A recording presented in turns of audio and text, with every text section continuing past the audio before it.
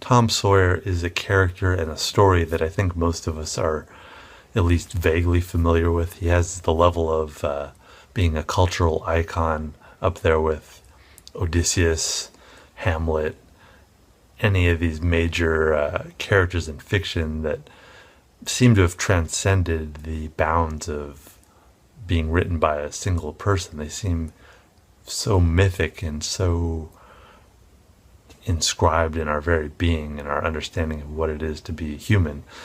But I wanted to go back, as I've been reading through all these Mark Twain books, to see Tom Sawyer in a new light. First, in the light of the context of being the sixth book released by Mark Twain, but also in the context of fresh eyes looking at Tom Sawyer for the first time and seeing how he would be perceived. I should mention, as I've done with all these books that I'm reviewing about Mark Twain, the Oxford Mark Twain, the 29-volume complete books as they were originally published in their American editions, that these have a lot of illustrations. Taken in all, this entire series has thousands of illustrations that are largely omitted in modern editions. But this edition of Tom Sawyer has a few hundred illustrations, and unlike his previous books, they're all illustrated by True Williams, who had done partial illustrations in the other books, but this is the first time that he did the entire book. And coming at this point in Mark Twain's literary development, it really is a perfect storm for this character, this story, and to have one artist do the entire book, and a really good artist. This is a book where Mark Twain really finds his, not so much his voice, he had found his voice before, but his subject matter. This is him looking back at his boyhood and molding it into something that is really strong characters, really strong dialogue.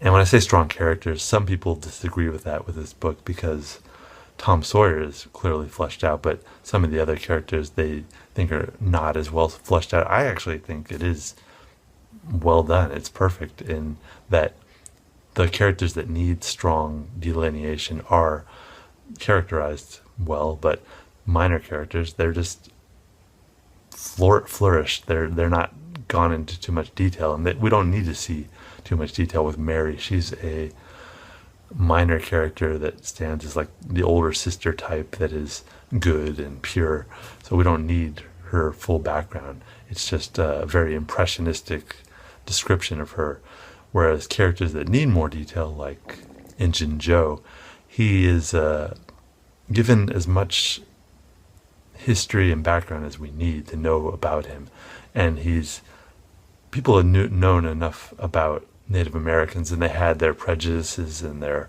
images of what they were like, that we don't need the full narrative encapsulation that we see here.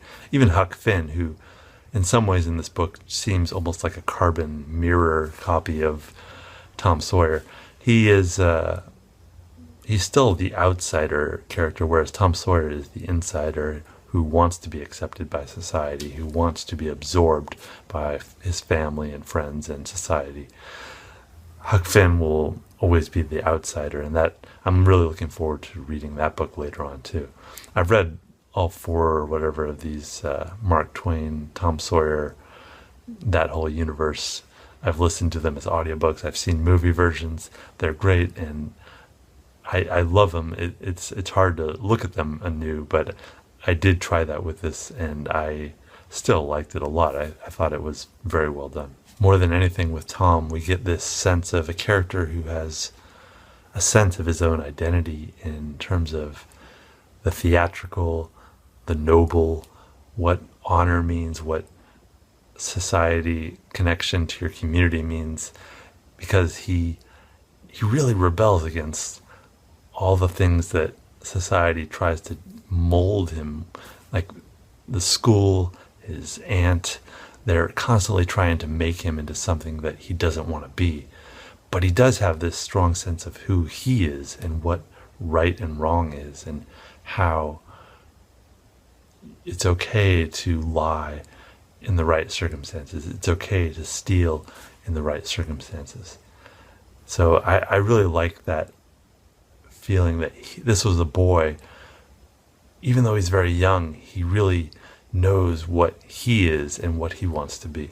One of Tom Sawyer's heroes is Robin Hood, and that shows up in his own identity because he's trying to protect the people that he loves. He's trying to exemplify his idea of valor.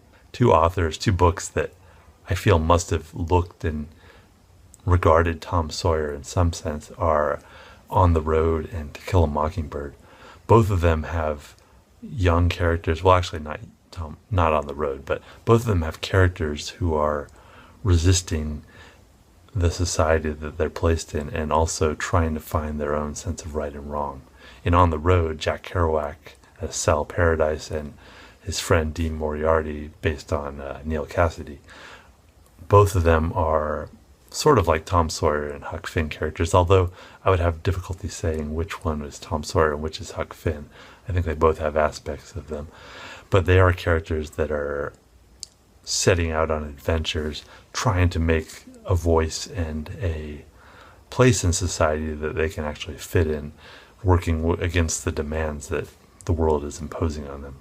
And then with To Kill a Mockingbird, Scout and Jem are trying to find justice in terms of right and wrong, trying to deal with how the world is wrong in some sense with the racist way that a lot of the community views the trial that is going on. In this book, Tom Sawyer also has a trial. It's a lot shorter, but I can see that inspiring later books like To Kill a Mockingbird. There's also this sense in Tom Sawyer and To Kill a Mockingbird of the village, the town as a collective entity. In To Kill a Mockingbird, there are police, I believe, and sheriffs or something like that. But in Tom Sawyer, there's no sign of police, no sign of sheriffs. All justice is community justice.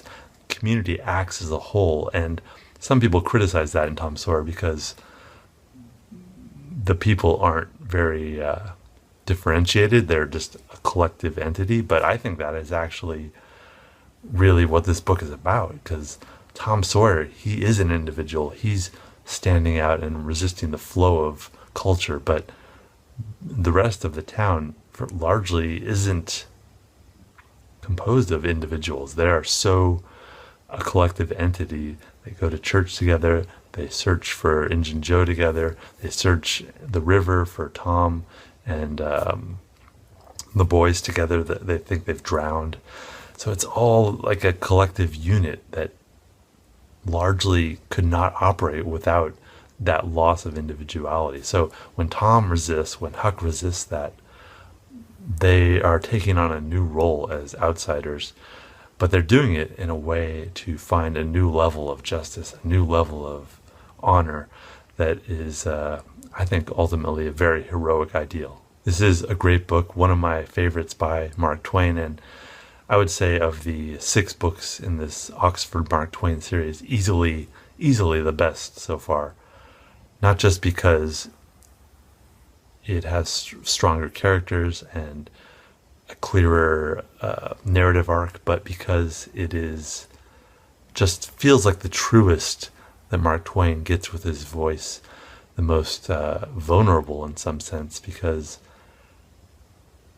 he had wit before, but he had never had this level of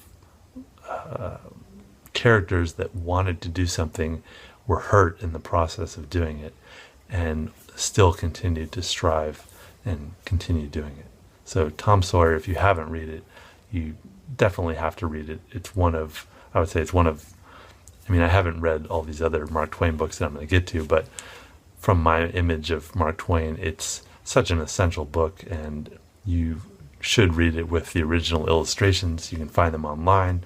You can find editions, this Oxford Mark Twain, for example. So do read it with the illustrations. They're very well done. And Tom Sawyer, a must read.